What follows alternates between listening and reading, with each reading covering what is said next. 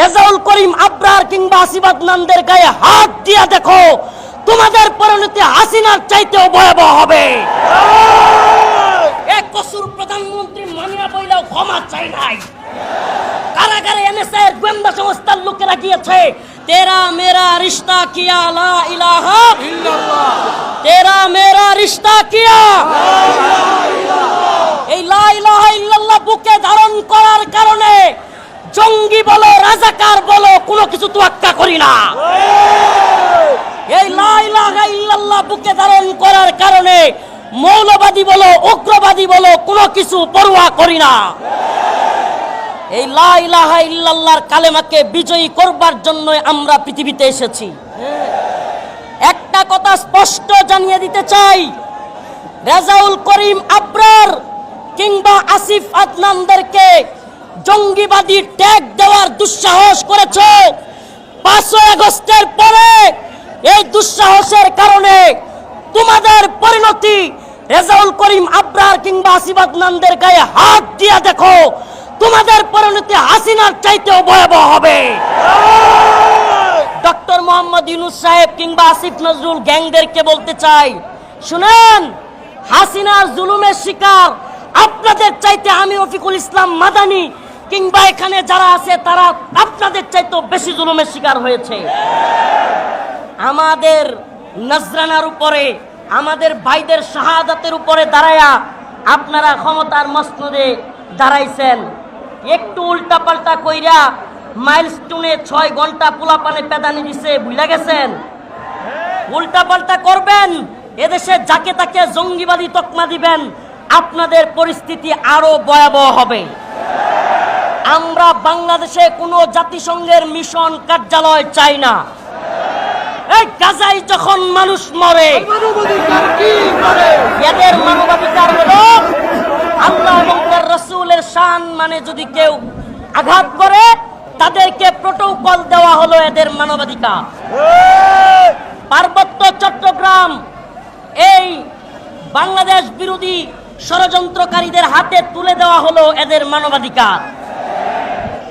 বাংলাদেশের মানুষকে জঙ্গিবাদী ট্যাগ দেওয়া এইটা হলো এদের মানবাধিকার। বাংলাদেশের মানুষকে কারাগারে ভরে আমেরিকান এজেন্ডা বাস্তবায়ন করা হলো এদের মানবাধিকার। আমি একটা কথা না বলেই নয়, সাংবাদিক ইলিয়াস হোসেন সহ যারা কিনা জাতিসংঘ বা আমেরিকান এজেন্ডা বাস্তবায়নের জন্য এক ধরনের কথা ছড়াইয়া দিছেন বাংলাদেশে, যে অনেক আলেম ওলামা নাকি সেনাবাহিনীর সাথে আতাত করে বাংলাদেশে জাতিসংঘের মিশনের বিরোধিতা করতেছে। বাংলাদেশকে জঙ্গিবাদী রাষ্ট্র হিসেবে পশ্চিমারা সরে যাবে আর ভারত দখল করে নিবে।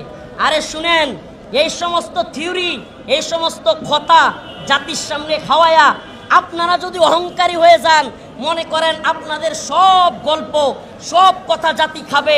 স্পষ্ট ভাষায় বলে দিতে চাই, আমরা যেমন স্লোগান দিয়েছি দিল্লি না ঢাকা, তেমনি আমরা এখন স্লোগান দিব ওয়াশিংটন না ঢাকা, ওয়াশিংটন না ঢাকা,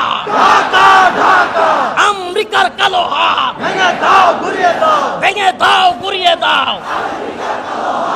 আখেরি পয়গাম আপনাদের প্রতি থাকবে, জামাত হেফাজত চরমোনাই মতানৈক্যের সময় এখন নয়। প্রিয় হাজিরিন, আপনাদেরকে বলি, সকলকে ঐক্যবদ্ধ হন।